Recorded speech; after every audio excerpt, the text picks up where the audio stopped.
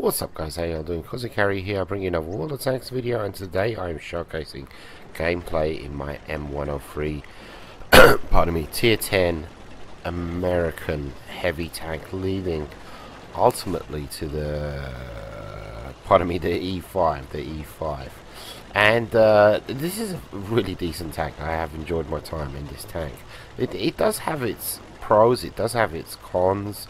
It is it is definitely not one of my most favorite heavies, I would say, and due to I think that's down to its limitations. Every single time I kind of load into a map, I'm straight away thinking, where can I go in order to be hull down, you know, because American tanks strong, a strong turret and very weak armor, a very weak hull. The M103 especially, like the front lower plate is just big, humongous, soft, spongy thing. But it is a decent tank, you know. At the end of the day, bottom line, if you get hull down, you're gonna have a fantastic game, and you're gonna have a good time. And the gun is really decent, and I have, you know, it's sort of fully unlocked. 120 mil, 258 pen, 400 damage, good to go. And very nice aim time, you know, very good penetration. But it's like I said, you know, just the hull armor kind of lets you down if you get caught out in the open and all of that good stuff. It works with side scraping as well, you know. They've got big massive tracks and etc, but I find, like, for instance, like when I'm in my E75, it's kind of like, and that's you know, the tier 9 German equivalent of this tank. I can do it all, you know. I can do it all. I can side scrape, I can go out into the open even, and as long as I angle my tank, you know, hull down is also an option. In the E75 you can always angle the turret and stuff like that. But anyway, it sounds as if I'm putting this tank down. You know, I'm halfway through grinding the thing. I think I'm about at 80,000. 80,000. 80k towards. I've got another 80k to get to the E5. Should be done with this tank in the next few days, hopefully. But I'm keeping it. I'm 100% keeping it. You know, if I want a tier 9 hull down heavy tank, M103, you know, they've all been like that. You know, the T32, you know, T29, etc. They all, you know. The next one is the bigger brother, and but the American heavies, they're all very similar, etc. And you can see what I'm doing right now, you know. I know exactly what I'm doing, which is hull down, just showing my turret and nothing more, nothing less. Well, that's what I'm trying to do. I'm assuming that's all they can see. I'm pretty sure that's all that they can see. But you have to keep in mind, you know, when artillery's in play, that is a weakness. You're heavy, you're slow moving, etc. And but at the same time, as far as heavies are concerned, when it comes to speed and mobility and turret rotation, you could do much worse. I mean, the M103 is pretty mobile in my book. You know, it's very mobile. I'd say that, you know, the speed of the thing, it's up there, you know, very similar to the E75. You know, that's what I found. The turret rotation, of course, is much better than the E75, but it's a very decent tank, you know, and I've enjoyed playing it. I get into game and I straight away, you know, I know how to play this thing. But like I said, it's all about finding those areas in the map, you know, where you can be the most effective for your team, and that's that. But yeah, it's a fantastic tank, absolutely. Mr. Jack the Ripper recently uploaded gameplay on what was it, Lakeville. He did 7k damage in his M103. But it's a great tank. It really is. And as you can see, you know, we are we're, you know, a few meters away from the enemy base. and we could cap the base here and go ahead and win the game. And but guess what? I'm in a heavy. I want to brawl. I want to have fun, and I got the feeling that that was kind of my compadres, my teammates, had the same impression, the same style of thinking. They wanted to fight and brawl and have a good time, and that's why you can see me going around the base. I'm not interested in capping the base. If I was maybe lower tier and we're down in the weeds and we're losing, etc, etc, but I mean, it's 9-4. We're going to continue. We're going to attempt to kill all the bad guys, kill all the reds. Absolutely. We're not interested in capping. The gentleman behind me, I'm not sure, was he capping? Did he just stop to take some sniping shots at the reds up ahead? But no, we did not win by capping in this game, even though 100% we could have. 100%. You can see there's 2, 3, 4. How many heavies are there? There's 3 heavies, including myself. We could have capped the base, won the game, etc, etc. A lot of people complain about people capping the base. Why do you cap the base? Please stop capping the base. Well, this gameplay actually demonstrates. No, a lot of people, there's even more so players out there that are not interested in capping the base. I do cap the base. I cap the base whenever I can, but only if it is 100% needed. I've got this. I keep on sharing this picture on Twitter and on the forums of me in my, I think it's the SDA-1 alongside a T71, where we cap the base on highway, and it's literally just us and the reds. There's like 12 of them. And we win by capping.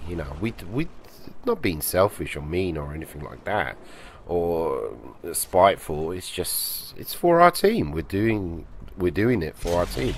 We're not gonna win, against 10, 12 enemies. So if we can sneak a win in, if I can sneak a win in, along with that T71 for my team, I'll do it. Absolutely.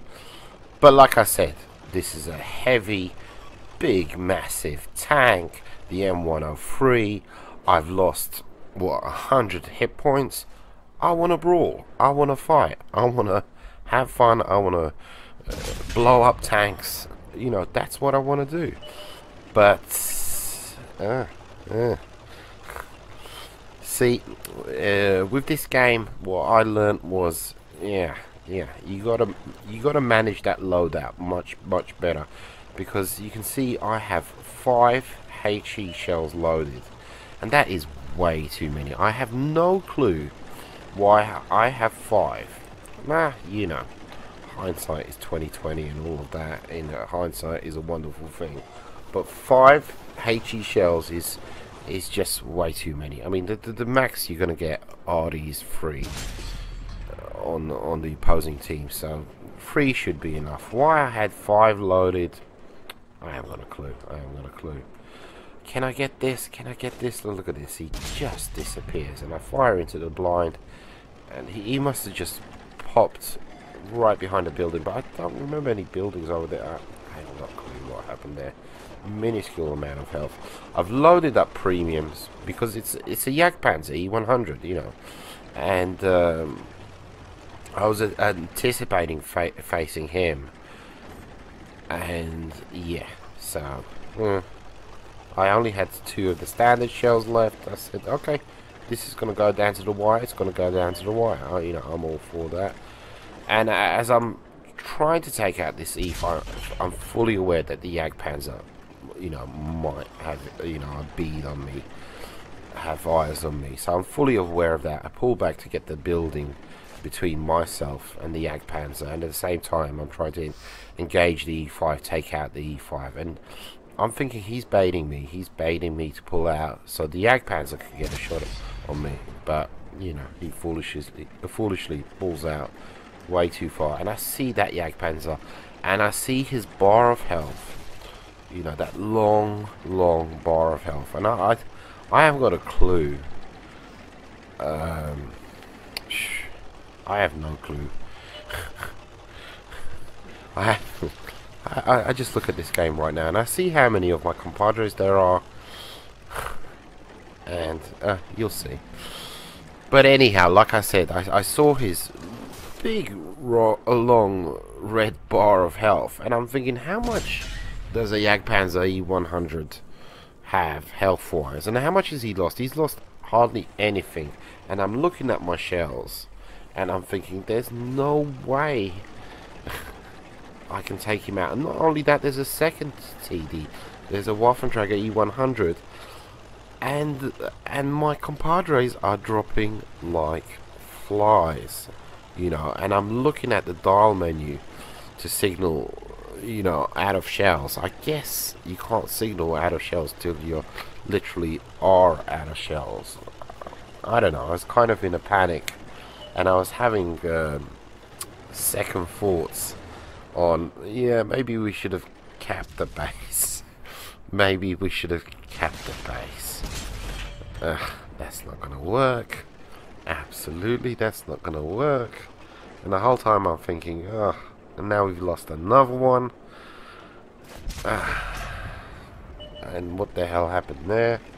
Haven't got a clue. And now I have one shell remaining and 5 HE. Yay. Yay. And my compadre gets taken out, obliterating, and now it's just me. Yay. Yay. And at least I did the honourable thing, you know. I did the honourable thing, because right now, for my team, I could have run away. I could have simply run away and hid like a big baby, and it would have resulted in a draw. But I said, nah, you can't be, you know, brave and brazen in the first part of the game. And yeah, M-103 gets easily ammo-racked. And then in the second part of the game, run away like a, you know, a cowardly baby. Nah, you know, you made a decision, and yeah. And the whole time I was thinking, you know, I was kind of, I was done, I was spent by this point, because I knew the Waffenträger E100 was barreling down towards me, 6 shells loaded, and I'm signaling here, you know, I'm trying to signal to, if anybody was spectating, watching, I'm about to run out of shells. You know, I could have signaled sorry, but not a whole lot I can do here. Not a whole lot what I can do here. Anyhow, yeah, I thought maybe, you know, the the Waffenträger E100, I don't know, kind of out of options. Anybody has any suggestions in the comments? What I could have done, what I should have done, this and that. And I was so surprised I'd lasted this long. I was expecting the Waffenträger E100 to have shown up like 30 seconds ago, and there he is. Here he comes. Good for you, buddy. You know, I could have went. Nah, you know. Anyhow, hope you guys enjoyed. You know, the wind was knocked out of my sails. What can I say? Take it easy. Adios, muchachos.